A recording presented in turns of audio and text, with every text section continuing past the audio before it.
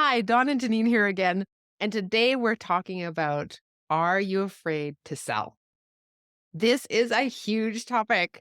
And Janine, we've got very little time to cover this. So I'm actually going to kick this off a little bit with a story.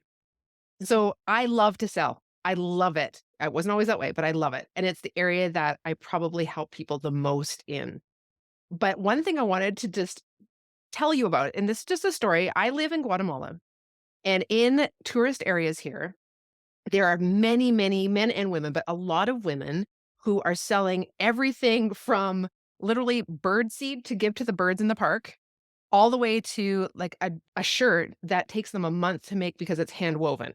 Okay. So every price range you can imagine, everything. And these women hawk their wares, right? So if you've been to any countries like this, they come and they ask you and they ask you and they ask you, and they don't stop. They keep going after, like, do you want this? Do you want this? Do you want this? Do you want this? Like, how about this? How about this? How about this? And they show you everything they possibly have until you basically walk away out of their area into somebody else's territory.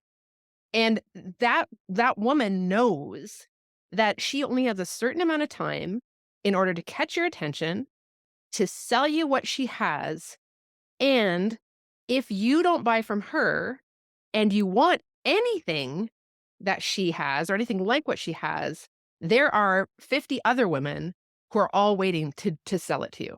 So she has huge competition, limited time, and she has to make an impact. And that is what sales actually comes down to in a nutshell. Does that make sense, Janine?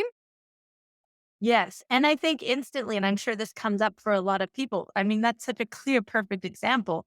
But the problem with selling ourselves is so often, and I hear this exact word, the ick, that ick feeling.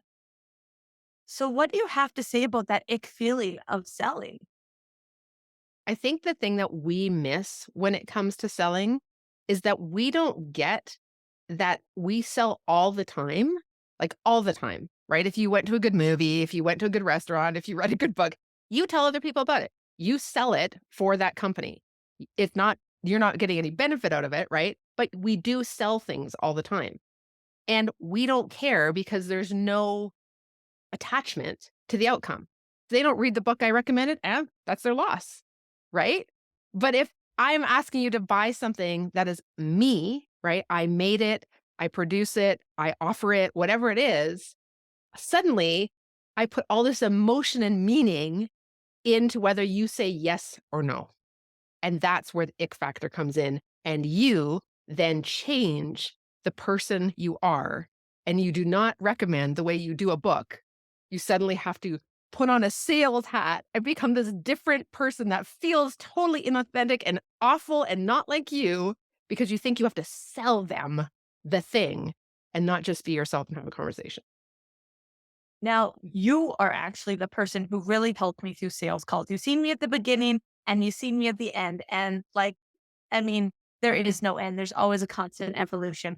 But the difference was incredible. And I think the big piece of that transformation that's very similar to everybody is it's not actually about you. If you can take it from meaning something about you to you are offering a service to help somebody ease their struggles, to help elevate them.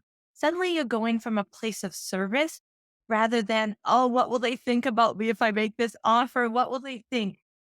And then the other thing that comes up so much is the price point. And like, oh, at the beginning, we so much want to trade our time per hour. And it makes such a difference when you can consider charging per transformation.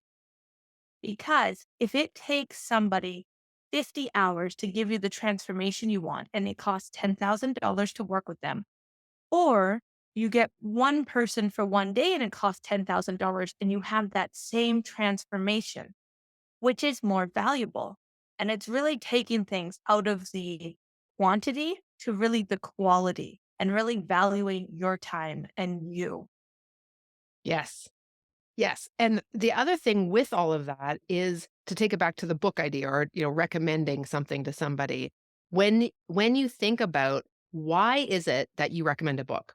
Think of the last thing maybe that you recommended while I'm saying this. Why did you recommend it? Did you get something good out of it? Was there something in there that you thought, like, this is such a neat thing that I know they would like this? I know that because I like these things and they like these things, this would be a good fit for them.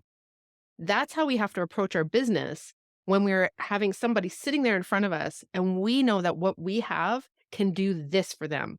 We know that because we've gotten through to this experience, they can have this breakthrough, right? It's the exact same thing. It's not about, oh, it's me and will they like me? And if they say no, does that mean that they don't like me or they don't believe that I can actually do it? Or maybe I'm not good enough and they don't really believe that I'm believable to take them to this. It has nothing to do with that.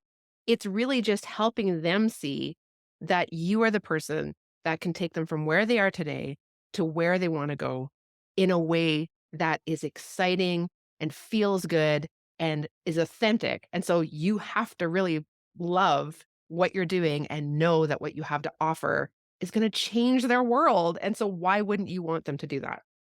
And I think money does something so beautiful. It brings out the stories and the reasons in us. It brings out all of the reasons why we can't do it. And like, oh, I would never. And it naturally amplifies that for us because we put so much meaning into what this transaction is. And so I'd really love to know because it's different for everybody. I'd love to know in the Facebook group what comes to mind when you think of selling.